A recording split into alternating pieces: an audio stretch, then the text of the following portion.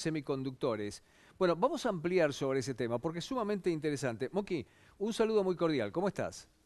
Hola, ¿qué tal? ¿Cómo están ustedes? Bien, amplíame un poco ese concepto que vos emitiste que llamó la atención de mucha gente, me lo ha hecho saber, quienes han visto el reportaje me han hecho saber de esto. Abundemos un poco más respecto de este avance para la inteligencia artificial y en donde China está lleno de problemas.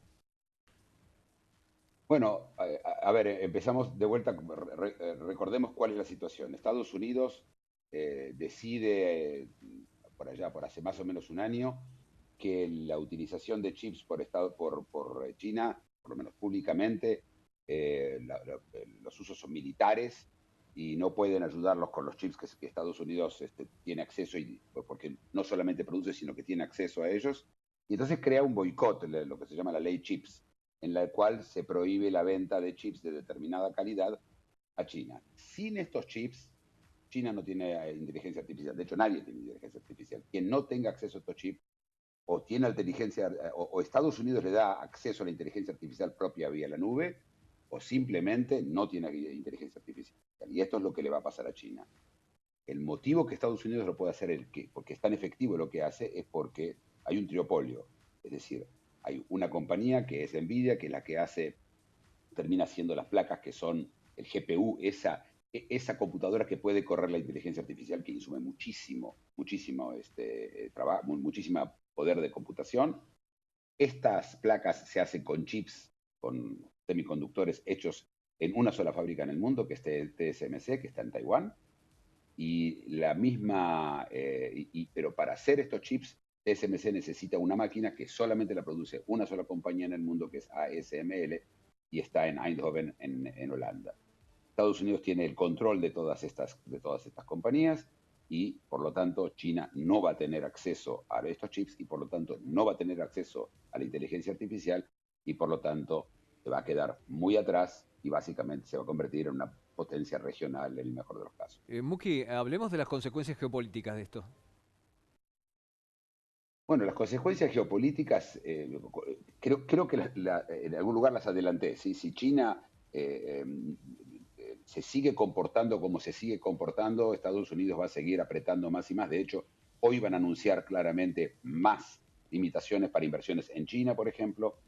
Y desde el punto de vista de China, China trata por las buenas y por las malas para tratar de ver si puede revertir lo que es lapidario para ellos, ¿sí? Es el final. El gobierno del Partido Comunista está basado en ese avance permanente de China y China se va a quedar atrás.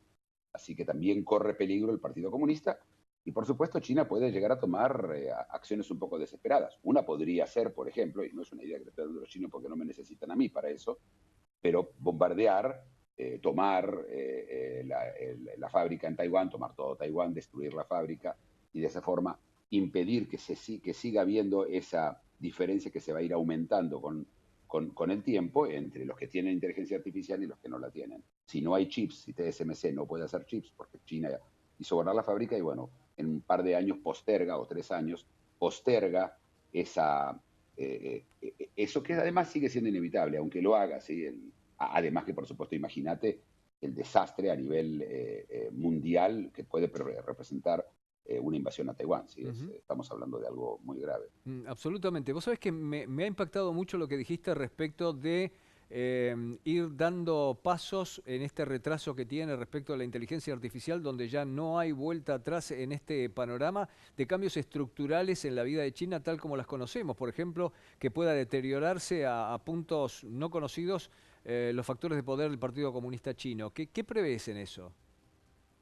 Bueno, yo preveo el final del Partido Comunista Chino en algún momento, porque el acuerdo tácito en China es yo te doy a vos, al pueblo, prosperidad, y a cambio de eso yo hago lo que quiero como gobierno, es decir, no hay democracia, me ocupo de que no haya corrupción, es decir, hace de policía bueno y de policía malo al mismo tiempo, y a cambio de eso el pueblo aguanta. En el momento que la gente empieza, que esto tenga un efecto sobre la economía china, y lo va a tener y va a ser muy grave, eh, y el acuerdo se rompa, la, el, esa ventaja que tiene el Partido Comunista Chino se va a desvanecer y va a pasar lo que le pasó a la Unión Soviética. O sea, la Unión Soviética no le pudo dar ni dinero a la gente, ni bienestar a la gente.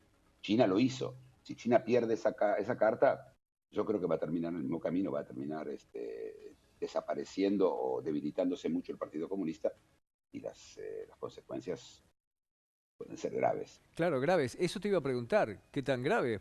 ¿Se puede entrar en un colapso incluso militar interior para China? ¿Se puede ir a una forma de gobierno completamente diferente a la que hemos conocido de China desde la revolución de Mao? ¿Qué prevés en eso? Mira, el problema nuestro es que no tenemos tanta información de lo que pasa en China. Sabemos sobre los focos de poder y tenemos algunas ideas, pero los chinos, por supuesto, no informan, no tenemos acceso a esa información y cada vez vamos a tener menos acceso, porque China se va a cerrar más y más justamente para tratar de salvarse. Yo no sé si esto va a pasar en 3 años, en 5 años, en 7, ¿sí? Yo creo que va a ser un deterioro, no va a ser algo inmediato, sino es que se va a caer todo. No es la pandemia, ¿sí? No es un momento, es Claro. simplemente se va a marchitar el poder de los chinos, perdón, del Partido Comunista Chino. Ujú. Y en ese momento sí puede haber, otra vez, no podemos saber, puede ser desde que sea casi incruento como fue la caída de la Unión Soviética y puede llegar a ser como una guerra civil, una insurrección, y lo peor de todo es que el Partido Comunista Chino puede ser en su desesperación haga actos que sean incluso utilizar el armamento atómico, aunque yo creo que no, pero tiene muchas cartas que va a querer jugar en la desesperación, porque lo que se ve hoy en China, hoy, es desesperación. Em, Están desesperados. un cuadro como ese, ¿cómo imaginás que puede llegar a impactar en la economía global? Porque hay muchas economías que son chino dependientes. Bueno, lo que yo veo es un futuro dividido en tres. Está Estados Unidos y sus aliados que van a tener acceso a la inteligencia artificial, etcétera. ¿Qué son los aliados hoy?